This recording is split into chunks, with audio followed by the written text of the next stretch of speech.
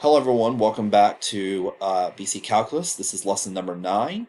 This is our third video, and in this video we're going to do a couple of things. The first thing you guys can see right here is we're going to sketch what f of x should look like over an interval from 0 to 6, and we're going to satisfy every one of these conditions.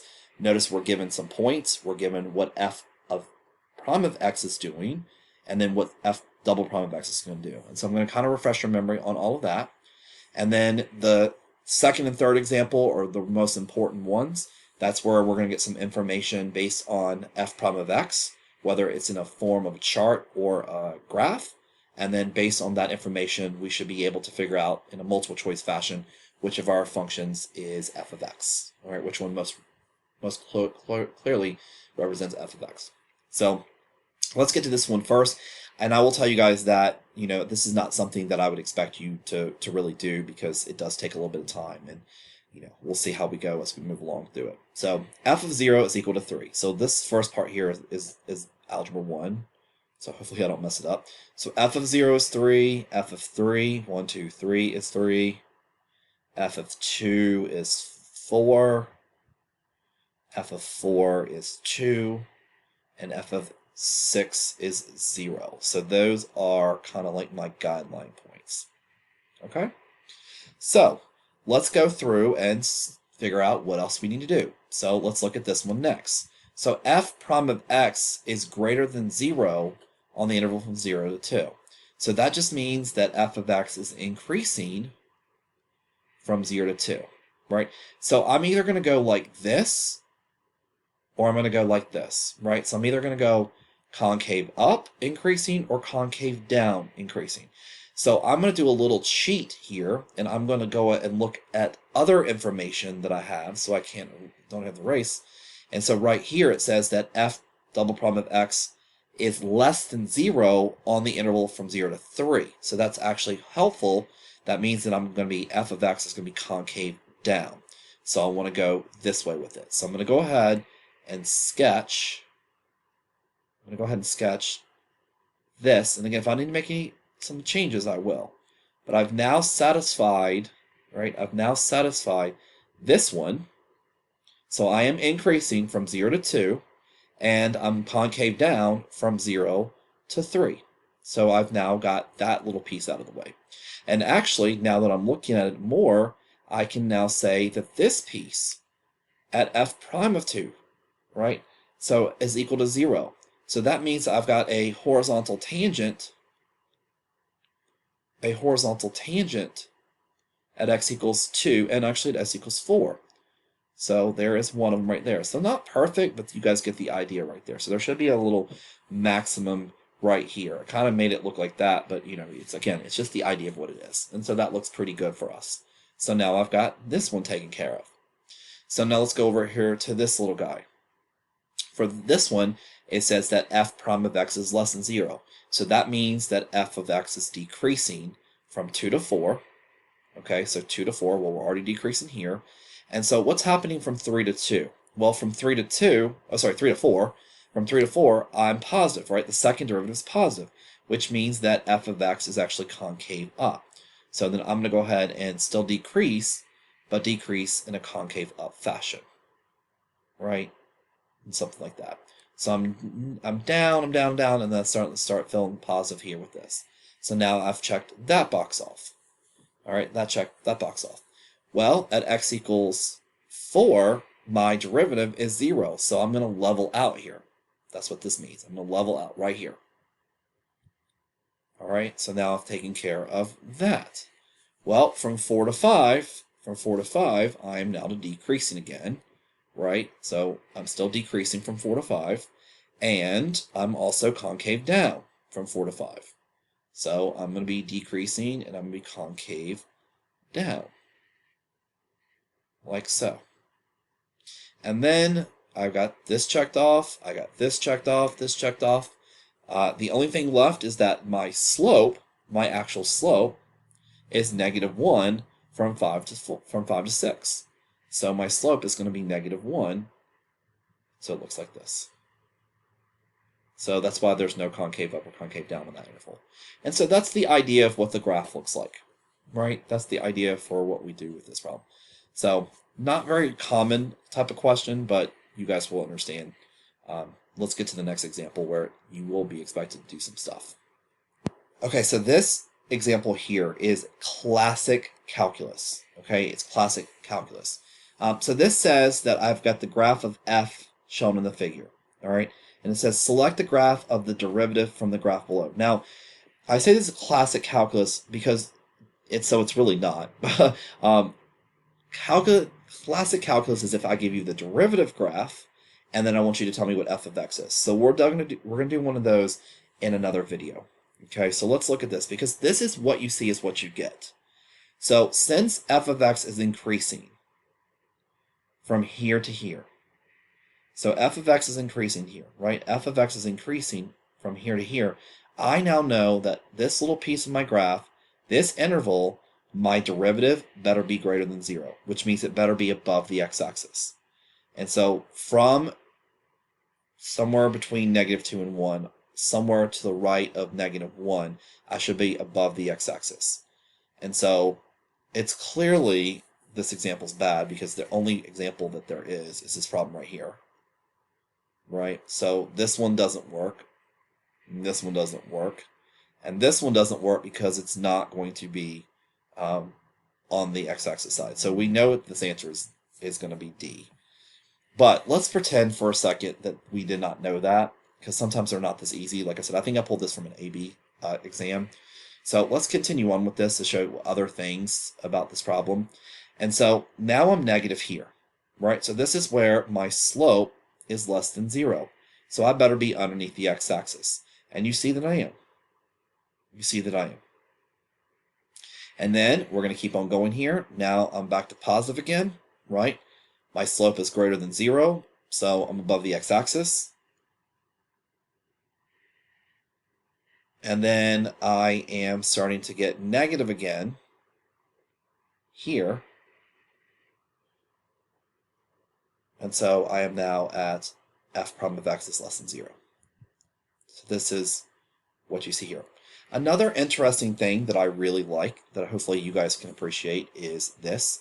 So let's look more. Let's say that there were two graphs that looked really similar to this one, right? They kind of looked all about the same thing. So what else can we look at here? Well, I know that I'm concave down, right? I'm concave down to about right here.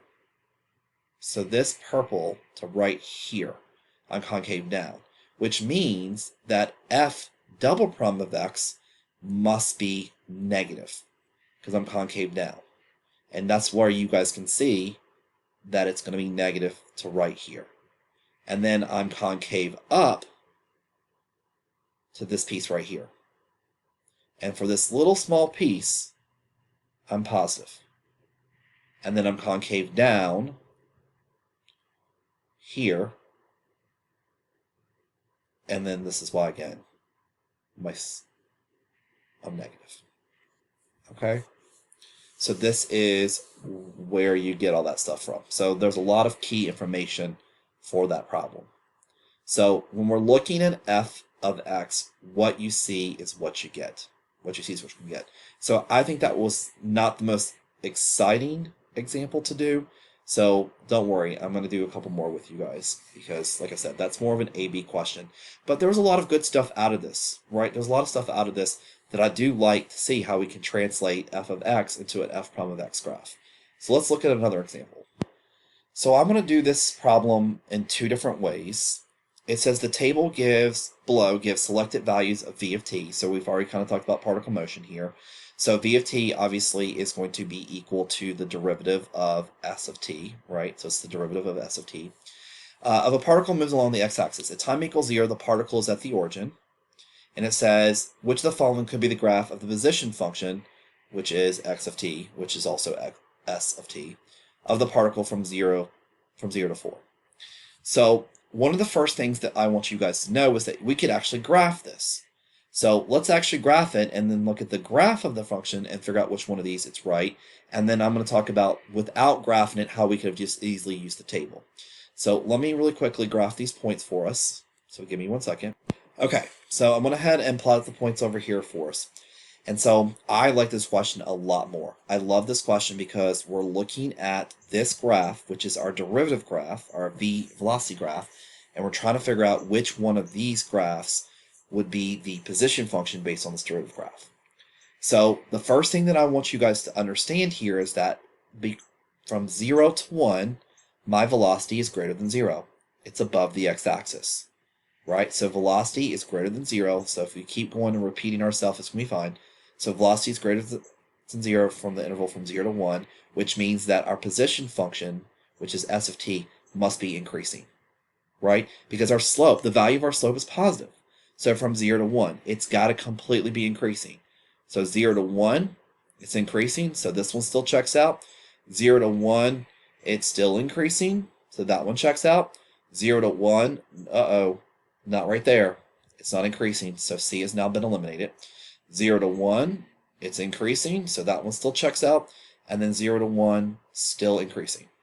So I really like this example because we've only eliminated one graph based on that first part. We're in the example 2, which was right here. I did that first thing, and then all of them were eliminated except for one. So I like this a lot more. Okay, so now let's look at what's going on in the next part of the graph.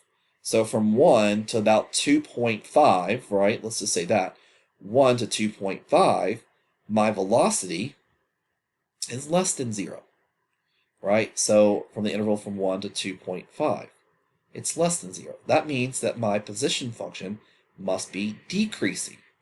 So 1 to about 2.5. So still decreasing. 1 to about 2.5, still kind of decreasing. That one's already out. 1 to about 2.5, still decreasing. And then, well, it's not decreasing right here. So now we've eliminated E. Now, I know you guys know what the answer is. I mean, you're smart people, so you know what's going to happen for the rest of this. But there's a lot of good conversation that we can have with this, even after we know what the right answer is. So now I know that from 2.5 up to 4, I'm increasing again, right? So from 0 to 1, and then 2.5 to 4. So I don't know why I'm writing so small right here. But so 2.5 to 4, I'm increasing. Well, we clearly know this one's not right. We're still technically decreasing right there, so that one's not right. And just like before, 2.5 to 4, we're increasing. So this answer is going to be D. Okay, this answer is going to be D. Another thing that I really do like about this graph is that my velocity is going to be negative right here from 0 to about 2, right? My negative from 0 to 2. And so from 0 to 2, you should expect that the graph is concave down. And it absolutely is.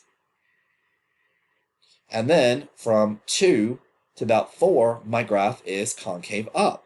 And that's exactly what you see right here.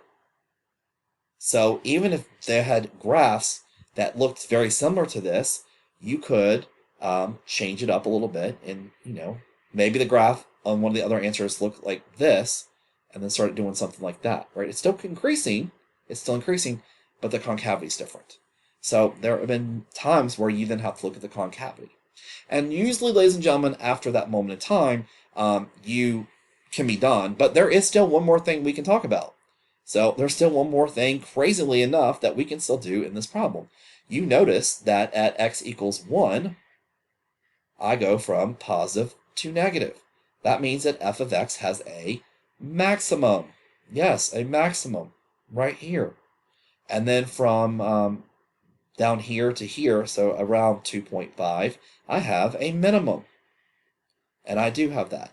So all that taken into account, we know this answer is definitely D. Okay, we know this answer is definitely D. So I'm going to put one more example on the video and see if you guys can do it, and then we're going to be done with this particular video. But that's the idea about this. I was talking about how I could do this without graphing, right? So glad I remembered that. So the first thing that I do, because when I do this question, I don't graph any of that, but it's just a good example for us to do. So I'm going to erase everything you see here, and I'm going to show you guys how I do it with just looking at the chart. And done. Beautiful. So what do I look at first is this is the key part. I know that velocity is 0 at x equals 1. Okay, so this lets me know that my velocity is actually equal to 0 at x equals 1. All right, so, or at t equals 1, I should say. So velocity is 0 at t equals 1. Well, what does that mean? Well, I know that when my velocity is 0, I'm not increasing nor am I decreasing. Right? I know I'm not increasing nor am I decreasing. So I know that I have to have a horizontal tangent here for my f of x, right? My slope is 0, because remember, this is the slope of position.